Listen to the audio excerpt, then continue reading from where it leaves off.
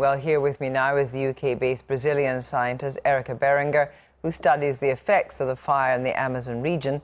From Sao Paulo, we have Ricardo Magnus Osorio Galvo, who was fired by Brazil's President Bolsonaro from his post as head of the National Institute for Space Research, which was responsible for tracking deforestation of Brazil's rainforest.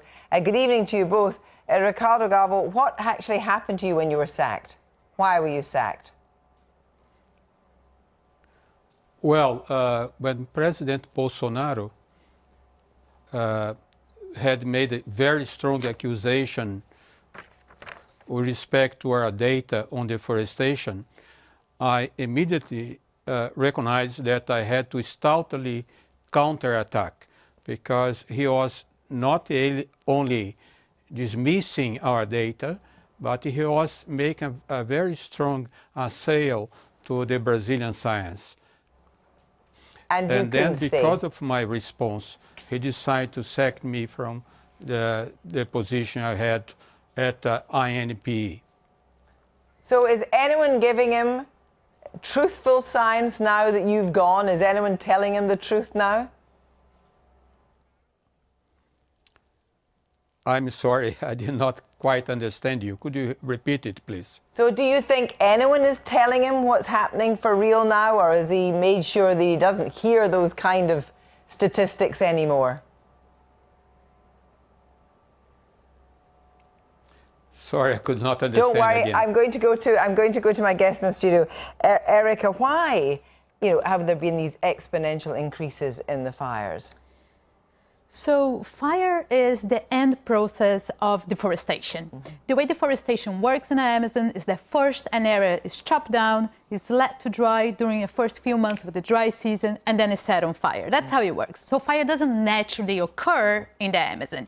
So now we are seeing an increase in deforestation according to the space agency that Ricardo Galvão got fired from. And we are also seeing an increase in fire occurrence. So those things go together. So that's what we're seeing, an increase in deforestation, increasing fire. But President Bolsonaro doesn't want to hear that. Would it be fair to say that he sees environmental protection as an impediment to the country's economic development?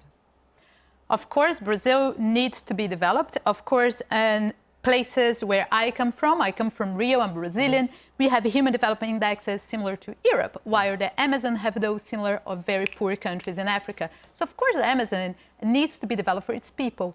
But for the past 50 years, we've been using the same model of economical development.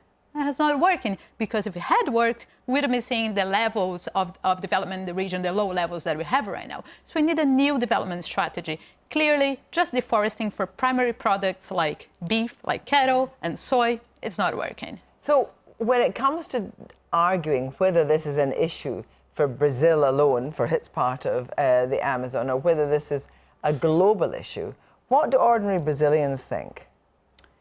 Well, the ordinary Brazilian would say that probably that's a domestic issue, which I'm Brazilian and I highly disagree, because of course the Amazon has impact on the climate across the world. However, we have sovereignty over the part of the Amazon that is in our country. That cannot be, we shouldn't have any military intervention or anything like that, but you can have carrots and sticks. We can have premiums for good policies that promote the halting deforestation, as we had in the past, but it can also have sanctions towards products that are coming from the deforested But doesn't it look like G7, the kind of rich part of the world, is telling Brazil what to do, and probably that kind of attitude, of course, just fuels Bolsonaro's resistance. It fuels a narrative that the developed countries are trying to keep Brazil undeveloped. It fits the narrative pretty well. But we have had help from, for example, Norway and Germany, that alone put almost £1 billion in the Amazon Fund to help protect the Amazon. Right. So now he's saying that that money is not welcome, but we had it for 10 years. And he's also saying that we don't have money to fight the fires or to fight deforestation.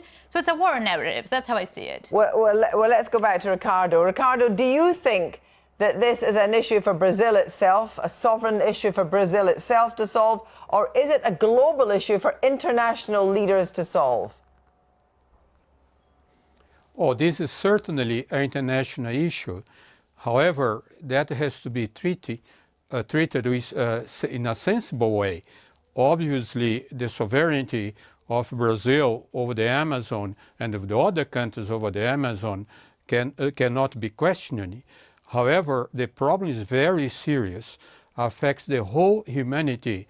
So this kind of confrontation we see now between the President of France and President of Brazil is of no help. We should evaluate to a sort of proposals that are acceptable for Brazil and for the other countries, and also for the whole world. So we should stop, in my opinion, this strong confrontation and come with very proactive proposals. What kind of proposal would you think would be good? Well, first of all, we have to recall that most of the economic evolution of the Amazon region has been over and over again restarted. We should explore more the biodiversity of the forest to make a sustainable development. Remember that most of the wood cut in the Amazon, they are illegally, they export to Europe. So Europeans buy it. So many companies explore the Amazon, they are also from abroad. So I believe the world should face this problem more seriously, more in a constructive way, and not only make accusations to Brazil or the other countries that have the Amazon area. We have to remember there are 20 million people living there.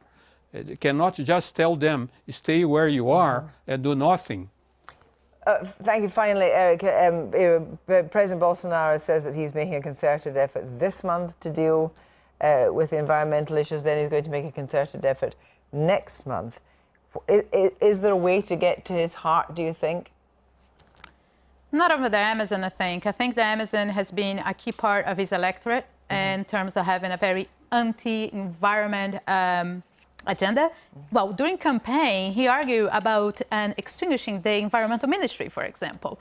And so he's been today, in the middle of all this crisis of fires, today he was talking about opening indigenous lands for mining in a meeting today with all the governors from Amazonian states in Brazil.